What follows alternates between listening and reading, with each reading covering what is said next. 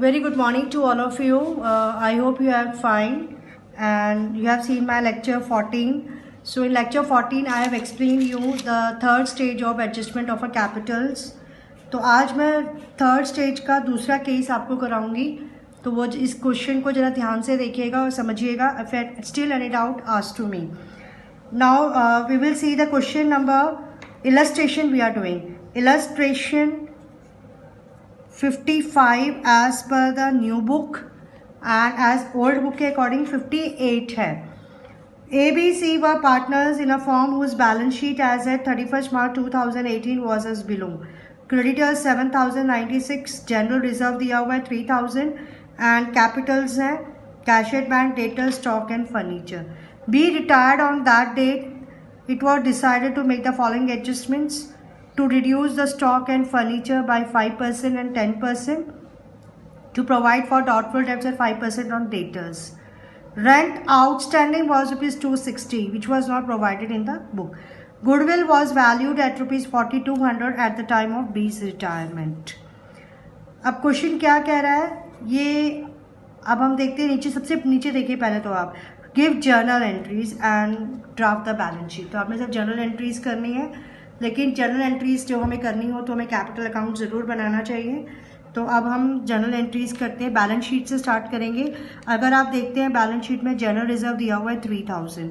तो मेरे बच्चे अगर आप एक चीज़ देखो, इस क्वेश्चन में हमें रेशियो नहीं दिया है. अगर हमें रेशियो नहीं दिया हुआ है तो हम इक्वल मानेंगे. General reserve account debit to S capital, to B's capital, to C's capital, तीनों में आप डिस्ट्रीब्यूट करेंगे इक्वली 3,000 को. अगर हम इक्वल करते हैं तो 1,000 to each partner. I will not write the narration. Second, अगर आप देखें हमें रिड्यूस स्टॉक बोला हुआ है, तो अगर हमें लॉस है तो रीवैल्यूएशन अकाउंट डेबिट होगा. अगर प्रॉफिट होता है तो रीवैल्यूएशन क्रेडिट होता है. Revaluation account debit to stock, आपका स्टॉक 5% से कम हो रहा है तो 5% आ जाएगा 530. फर्नीचर भी आपका कम हो रहा है बाय 5%, तो मैं एक साथ जॉइंट एंट्री कर दूंगी. तो फर्नीचर का 10% आ जाएगा 200. फिर क्वेश्चन कह रहा है कि to provide for doubtful debts 5% on debtors. So provision for doubtful debts 5% आप निकालते हैं. आपके डेटर्स हैं 9,000 का 5% 450. Again it's a loss. तो revaluation to provision for doubtful debts. फिर आपने पढ़ा था रेंट आउटस्टैंडिंग है जो प्रोवाइडेड नहीं है, तो हमारी लाइबिलिटी इंक्रीज हो गई है, तो अगेन इट्स अ लॉस. तो हमारी एंट्री बनती है revaluation account debit to stock, to furniture, to provision for doubtful debts, to rent. आप अलग अलग भी लिख सकते हैं, मैंने कंबाइंड कर दी है. अगर आप इन सब का सम अप करते हैं तो दैट इज रुपीज़ 1,440 का लॉस हुआ. तो अब हमारे पास कोई एंट्री नहीं है तो हम क्लोज कर देते हैं. तो लॉस के केस में हम पार्टनर्स को डेबिट करेंगे. S capital account debit, B's capital account debit, C's capital account debit to revaluation. Loss है हमारा 1,440. अगर आप डिस्ट्रीब्यूट करते हैं equally in among the 3 partners तो 480 to each partner will bear. Next है अब आपका गुडविल हमारी है 4,200. गुडविल में से आप किसका शेयर निकालेंगे, कौन रिटायर हो रहा है, बी का 1/3 है. 4,200 का 1/3 अगर आप निकालते हैं तो 1,400 आ जाता है. ठीक है बेटा. अगर आप क्वेश्चन में नंबर लास्ट में फर्स्ट पॉइंट देखो 5:3 गिवन है, तो आप लोगों को गेनिंग रेशियो निकालना आता है. तो I will not take out the gaining. अगर आप गेनिंग निकालते हैं तो 7:1 आएगा. तो अब आप ए को डेबिट करेंगे, S capital account debit, C's capital account debit to B's capital. बेटा गेनिंग मैंने निकाला नहीं है क्योंकि अब आप लोगों को आ गया है. गेनिंग आप खुद निकाल सकते हैं. न्यू रेशियो भी दिया और 7:1 आएगा. बी का शेयर ऑफ गुडविल है 1,400. अगर आप डिस्ट्रीब्यूट करते हैं 7:1 में तो आप देखिए 1,225 ए का अकाउंट डेबिट होगा और सी का होगा 175 रुपीज़. ये हमारी एंट्री हो गई है. अब इसके बाद हम कैपिटल अकाउंट बना लेते हैं. अगर हम पार्टनर्स कैपिटल अकाउंट बनाते हैं तो आप बाई बैलेंस ब्रॉट डाउन कर दीजिए। ए, बी और सी की कैपिटल कितनी है? 8,000, 6,000 एंड 4,000। अब आप जनरल रिजर्व को डाल दीजिए। जनरल रिजर्व हमने ईच पार्टनर को कितना दिया था? 1,000, 1,000, 1,000। इसके बाद हमने रीवैल्यूएशन की लॉस की एंट्री की थी, तो टू रीवैल्यूएशन को हम डेबिट करेंगे। रीवैल्यूएशन में ईच पार्टनर ने 480 बियर किया था। अब हम गुडविल की एंट्री कर देते हैं टू बीस कैपिटल। ए के अकाउंट से आप कितना डेबिट करेंगे? 1,225 और सी के अकाउंट से कितना डेबिट करेंगे? 175। अब आप बी के अकाउंट में क्रेडिट कर दीजिए by A's capital by C's capital. A के कैपिटल से 1,225 एंड 175 फ्रॉम सी, तो टोटल बी के अकाउंट में कितना क्रेडिट हो जाएगा? गुडविल 1,400। अब इसके बाद अब हमारे लिए क्वेश्चन पढ़ना ज़रूरी है। नीचे सेकंड पॉइंट देखिए, to readjust their capitals in profit sharing ratio. Question कह रहा है, सेकंड पॉइंट को ध्यान से सुने, to readjust their capital means continuing partners. Who are the continuing partners? A and सी।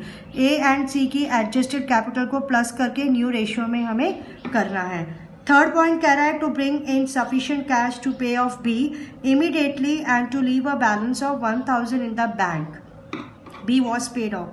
अभी क्वेश्चन कह रहा है कि आपके पास कैश है 6,496, जिसमें से आपने 1,000 तो कैश रखना है, तो आप कितना कैश यूटिलाइज कर सकते हैं? 5,496 आप कैश ले सकते हैं। और बाकी जो आपके पास इनसफिशिएंट कैश है, that is to be brought by A and C and B which to be paid off. तो इसका मतलब ए और सी की कैपिटल भी न्यू रेशियो में होगी। ए और सी को 5,496 बैलेंस भी लेके आना है, जैसे हमने पहले किया था। सिर्फ एक नया पॉइंट इसमें ऐड हो गया कि 1,000 आपने बैलेंस को छोड़ना है। तो अब इस केस में हम कैसे करेंगे ये हम देखते हैं अभी आपका। तो कम टू द नेक्स्ट, इसमें देखिए आप, अगर आप यहाँ देखें सेम जैसे हमने पहले किया था, total capital of the firm after बीस रिटायरमेंट हमें निकालनी। समझ में आ रहा है? टोटल कैपिटल ऑफ आफ्टर बीस रिटायरमेंट। नंबर 1 आप लिखेंगे एडजस्टेड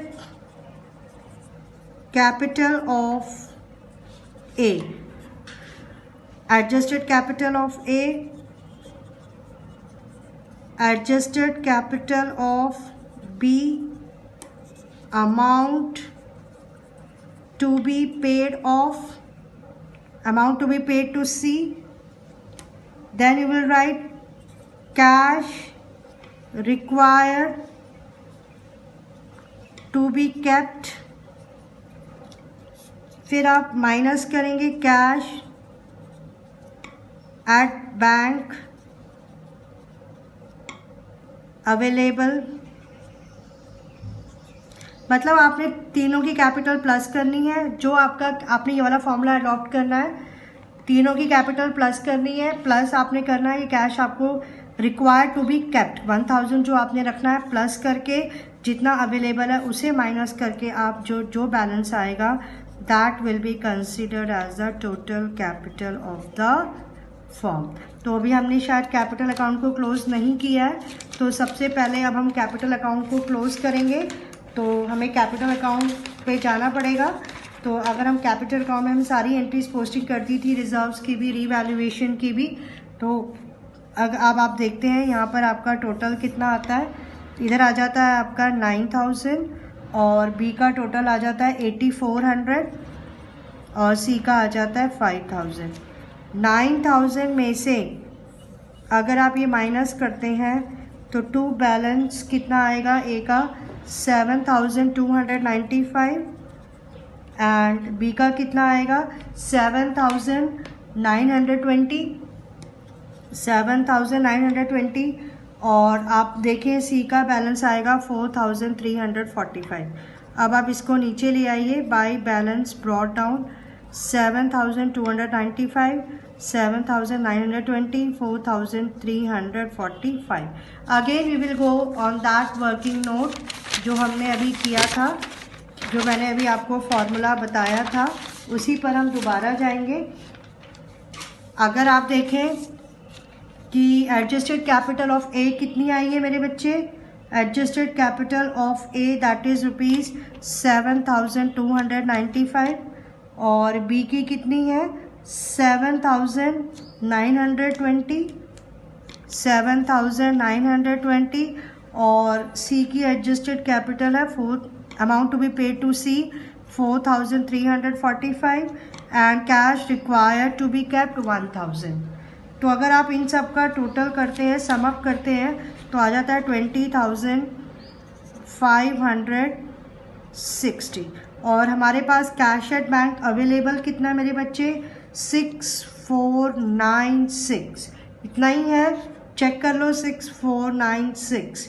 तो आपके पास टोटल कैपिटल आ जाएगी 14,000. कितना आएगा 14,064 इज़ द टोटल. अब आप इसको ए और सी में डिस्ट्रीब्यूट कर दीजिए.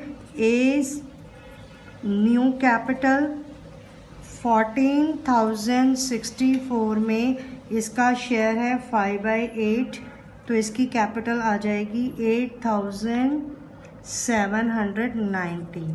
ऐसे ही आप सी की निकालेंगे 14,064 में 3/8 अगर आप निकालते हैं सी की, तो इसकी आ जाती है 5,274. ठीक है मेरे बच्चे, पहले मैं बैलेंस शीट कंप्लीट कर लेती हूँ, फिर हम उसी पेज पे ही कंप्लीट कर लेंगे. अगर हम बैलेंस शीट देखें तो आपका कितना है स्टॉक मेरे बच्चे, स्टॉक आपका अंदर कितना दिया हुआ था 10,600. स्टॉक है 10,600 जो कि रिड्यूस कितने से हुआ था 530 से. तो आपका अगर आप स्टॉक देखें तो ये हो जाएगा 10,070. इसके बाद आपके डेटर्स हैं, डेटर्स आपको दिए हुए हैं 9,000. इस पर आपका प्रोविज़न लगा था 450, तो ये हो जाएगा आपका 8,550. इसके बाद आपके पास फर्नीचर था. फर्नीचर मेरे बच्चे कितना है, अगर आप फर्नीचर देखें तो 2,000 है जो कि रिड्यूस हो गया 200 से, तो 1,800.